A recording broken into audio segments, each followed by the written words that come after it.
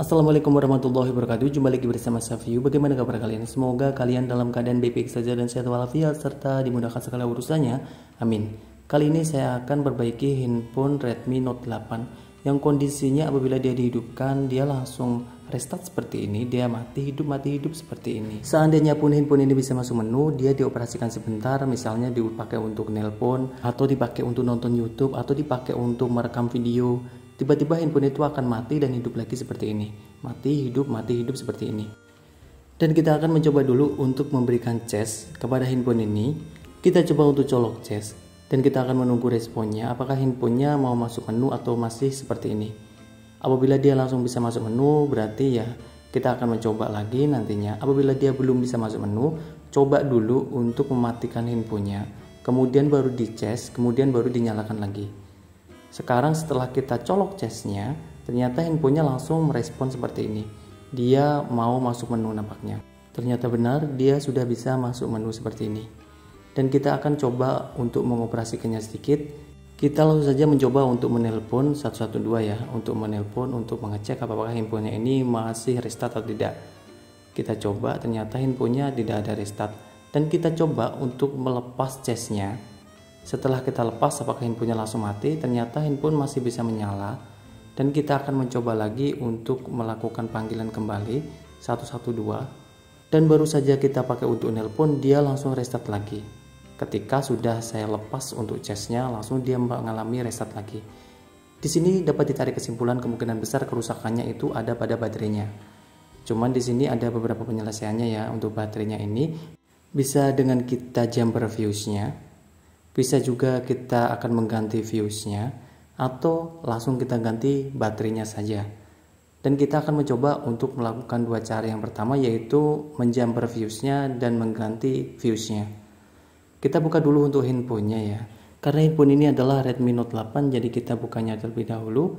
Untuk back cover atau penutup belakangnya ini, kita bisa memberikan panas seperti ini atau menggunakan cairan berupa thinner atau cairan blue remover atau glue breaker yang bisa membantu mempermudah pelepasan tutup belakang atau back covernya. Dan kita pakai silet terlebih dahulu untuk cari celahnya. Kemudian setelah celahnya ketemu, kita akan menyisitnya menggunakan mika. Mika ini bisa diambil dari mika tempered glass, dari bekas tempered glass atau mika dari bawaan LCD atau mika apapun ya. Yang pasti bentuk PVC seperti ini yang bisa untuk menyisit tutup belakangnya. Dan kita lepas tutup belakangnya, jangan langsung ditarik karena ada fleksibel fingerprintnya. Dan kita lanjutkan dengan pelepasan tutup belakangnya. Kita lepasi terlebih dahulu untuk baut-baut penutup belakangnya atau penutup mesinnya. Kita lepasi untuk bagian atasnya saja.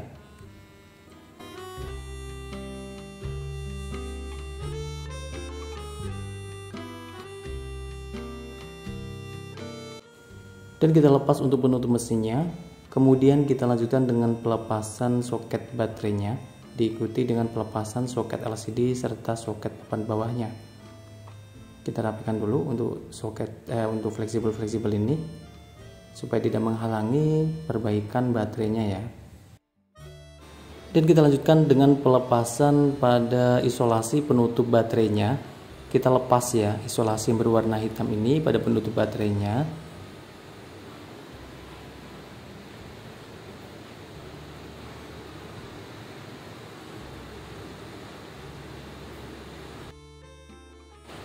Dan kita bisa mengarahkan baterai ini ke atas seperti ini sampai terbuka ya, sampai terbuka seperti ini, dan kita bisa melihati komponen-komponen atas baterainya.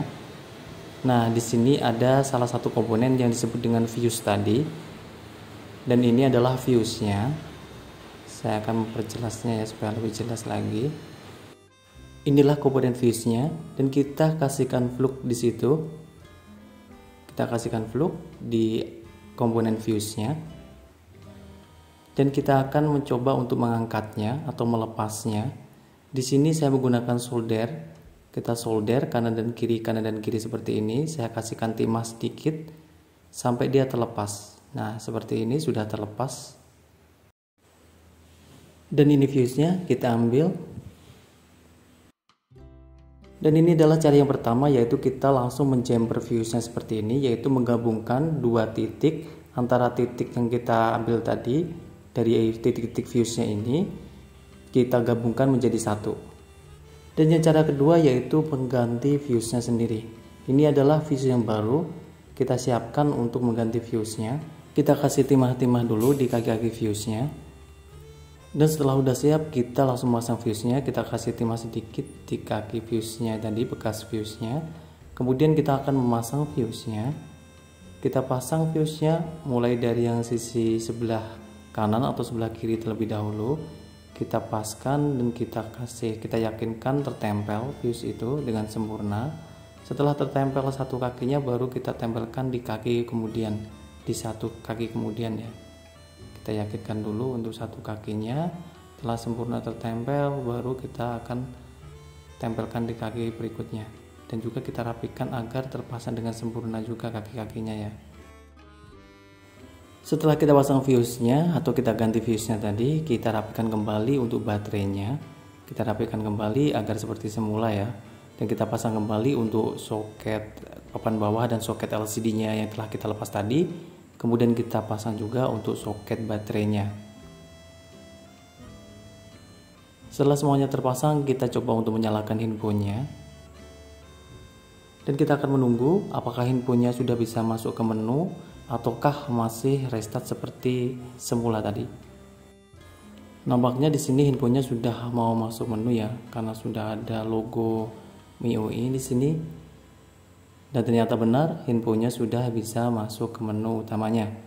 Dan kita akan mencoba kembali fungsi infonya ini. Kita bisa juga mencoba fungsinya ini dengan menelpon seperti ini, atau bisa juga langsung kita pakai untuk merekam video sampai durasinya cukup lama, atau bisa kita pakai untuk nonton YouTube atau nonton apapun ya, atau mau dengarkan musik dan suaranya kita maksimalkan dengan suara luar. Apabila dengan percobaannya seperti itu handphonenya masih normal saja, berarti handphonenya sudah normal ya. Dan apabila kita lakukan percobaan tadi dan ternyata handphonenya masih restart, berarti fuse yang kita ganti tadi kurang bagus dan harus kita ganti dengan fuse yang lainnya.